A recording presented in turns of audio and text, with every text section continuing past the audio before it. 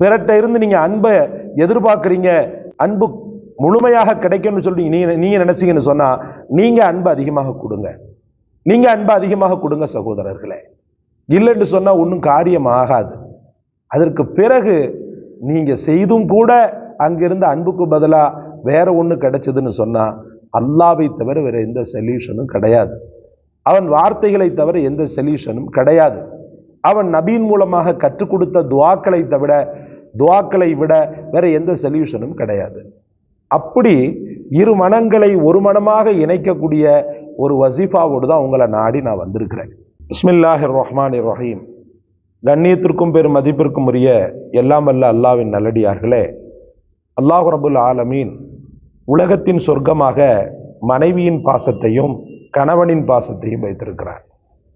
அதே போல உலகத்தின் இணை சொர்க்கமாக குடும்பத்தாருடைய ஒற்றுமையை வைத்திருக்கிறார். கஷ்டப்படக்கூடிய சாதாரண தொழிலாளியிலிருந்து உயர்மட்ட நிலையில் இருக்கக்கூடிய பணக்காரன் வரைக்கும் வீட்டுக்குள்ள நுழையும் போது அவனுக்கென்று ஒரு ஆசுவாசமும் சுதந்திரமும் அதே போல ஒரு மன நிறைவும் எப்போது இல்லையோ அப்போது அவன் புரிந்து கொள்ளட்டும் நம் உலக வாழ்க்கை நரகமாகிவிட்டது என்று. அல்லாஹ் பாதுகாக்க வேண்டும். கோடான கோடி செல்வங்கள் கொடுக்கப்பட்டாலும் அன்பு என்ற செல்வம் கொடுக்கப்படாத அத்தனை பேருமே அனாதைகள் தான் சகோதரர்களே. அதனால் வாழ்க்கையில் அந்த அன்பை பெறுவதற்கான முயற்சிகளில் நாம் அதிகம் ஈடுபட வேண்டும். முதல்ல நீங்க அன்பா இருந்து பழகுனீங்கன்னு சொன்னா மற்றவர்களும் கண்டிப்பாக அன்பா இருப்பாங்க. நீங்க அன்புக்கு மாற்றமான ஆத்திர உணர்ச்சியில அவசர உணர்ச்சியில இருந்தீங்கன்னு சொன்னா நிச்சயமாக மற்றவர்களிடத்துல நீங்க அன்பை எதிர்பார்க்கிறது ஆக வேஸ்ட். அதனால எந்த ஒரு உறவை நீங்கள் அணுகினாலும் அன்பை மட்டுமே கொடுத்து பழகுங்கள். அவர்கள் ஆத்திரமூட்டக்கூடிய காரியத்தை செய்தாலும் கூட ஓடா அப்படின்னு சொல்லிட்டு தூக்கி போட்டு போயிட்டே இருங்க. அவங்களுக்கு நீங்க கொடுக்க வேண்டிய அந்த ஒரு பரிசை கொடுத்துக்கிட்டே இருங்க. பெருமானார் ஸல்லல்லாஹு அலைஹி வஸல்லம் அற்புதமான பாணி. கடைசி வரைக்கும் இந்த அபூஜஹல் வீணா போனவன் ரசூலுடைய அன்பை புரியல. ஏங்க அவனுக்கு உடம்பு முடியலன்னு சொல்லி பெருமானார் ஸல்லல்லாஹு அலைஹி வஸல்லம் பார்க்க போனாங்க. அப்பமே அவன் உருகி இருக்கணுமா இல்லையா? எவ்வளோ பெரிய வஞ்சத்தை வைத்து அவர்களுக்கு தொடர்ந்து நம்ம தொல்லை கொடுத்துக்கிட்டு இருக்கிறோம். ஆனாலும் நான் எனக்கு உடம்பு சரியில்லைன்னு சொல்லிட்டு பார்க்க வராரே அப்படின்னு சொல்லிட்டு அவன் அன்னைக்கு மனம் திருந்திருந்தான்னு சொன்னா அபு ஜஹல் ரதியல்லாஹுன்னு சொல்லியிருப்போம். அவனுடைய அசல் பெயரை வச்சு அபுல் ஹிகம் ரதியல்லாஹு அன்ஹு அப்படின்னு சொல்லியிருப்போம். ஆனா கடைசி வரைக்கும் அபு ஜஹல தானே செத்து போனா. இந்த அபு லஹப் எடுங்க, பெரியவாப்பா அன்பையும் நேசத்தையும் அள்ளி வழங்கலாம். ஒரு தந்தை இல்லாத புள்ள தன்னுடைய குடும்பத்தை நோக்கி அடைக்கலம் வந்த புள்ள எப்படி தாங்குன்னு தாங்கியிருக்கணும். சத்தியத்தை காக்கக்கூடிய ஒரு அரணாக அவன் இருந்திருக்கணும். ஆனா கேடுகட்டவன் ஒரு ரசூலுடைய தந்தையாக இருந்து கொண்டு ஆப்போசிட்டாக என்னென்ன காரியம் செய்ய முடியுமோ அத்தனையும் செஞ்சான். இன்னும் சொல்ல போனா தூரத்துல இருக்கிறவங்க கூட இந்த துணிகர செயலெல்லாம் செய்யல. இந்த படுபாவி செய்து கொண்டே இருந்தான் அபு லஹப். கடைசி வரைக்கும் இந்த சாபம் உனக்கு தேவையா? தப்பத்தியதா அபி லஹப். அபு லஹபுடைய 2 கை நாசமா போட்டும். அவனுடைய மனைவி உம்மு ஜமீல் அல்லது அருவா என்னென்ன அக்கிரமங்கள் பண்ணா. ரசூல் ஸல்லல்லாஹு அலைஹி வஸல்லம் அன்பை கொடுத்துக்கிட்டே இருந்தாங்க. ஆனா அந்த படுபாவிகள் அதை புரிஞ்சு கொள்ளக்கூடிய சக்தியிலையும் இல்லையே, அதை உணரக்கூடிய சூழ்நிலையிலையும் இல்லையே. அதனால நான் சொல்லுவேன், பிறட்ட இருந்து நீங்க அன்பை எதிர்பார்க்குறீங்க, அன்பு முழுமையாக கிடைக்கும்னு சொல்லி நீங்க நினைச்சீங்கன்னு சொன்னா நீங்க அன்பை அதிகமாக கொடுங்க சகோதரர்களே. இல்லைன்னு சொன்னா ஒன்றும் காரியம் ஆகாது. அதற்கு பிறகு நீங்க செய்தும் கூட அங்கிருந்து அன்புக்கு பதிலா வேற ஒன்று கிடைச்சதுன்னு சொன்னா அல்லாவை தவிர வேற எந்த சொல்யூஷனும் கிடையாது. அவன் வார்த்தைகளை தவிர எந்த சொல்யூஷனும் கிடையாது. அவன் நபியின் மூலமாக கற்றுக் கொடுத்த துவாக்களை விட வேற எந்த சொல்யூஷனும் கிடையாது. அப்படி இரு மனங்களை ஒரு மனமாக இணைக்கக்கூடிய ஒரு வசீஃபாவோடு தான் உங்களை நாடி நான் வந்திருக்கிறேன். கணவன் மனைவி பிரச்சனை அப்படின்றது தொன்று தொட்டு ஆரம்ப காலகட்டத்தில் இருந்து கொண்டே இருக்கிறது. இப்போ ரொம்பவுமே அதிகமாக இருக்கு.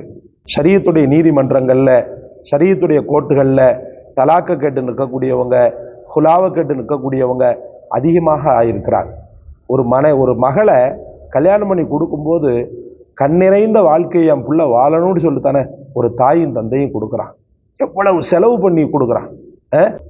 ஒரு ஆண் மகனுக்கு அவன் தாயும் தந்தையும் நமக்குன்ட்டு சொல்லி ஒரு நல்ல உறவு வருவா, என் மகளையும் பார்த்துக்குருவா, எங்களையும் பார்த்துக்குருவான்னு கண்ணில் அவ்வளவு ஆசையும் நெஞ்சில் அவ்வளோ பெரிய ஆசையும் தேக்கி வைத்து கொண்டு தன்னால் முடிஞ்ச அளவுக்கு அதிகப்படியான பொருட்செலவு செய்து 2 வீட்டாரும் என்ன செய்கிறாங்க, திருமணம் செய்து வைக்கிறாங்க. கொஞ்சம் கூட அவங்கள பற்றி யோசிக்காம விட்டு கொடுத்து நடக்காம அடுத்த வருஷமே வீட்டுக்குள்ள பொட்டி தூக்கிட்டு வர்றிய, நெஞ்சில ஈரம் இல்லையா? என்ன நியாயம் இது? அல்லாஹ் பாதுகாக்கணும். நீங்களும் விட்டு கொடுக்கணும், அவங்களும் விட்டு கொடுக்கணும். இந்த 2 பேரும் விட்டு கொடுத்துட்டாலே பாதி பிரச்சனைகள் தீர்ந்தது சகோதரர்களே.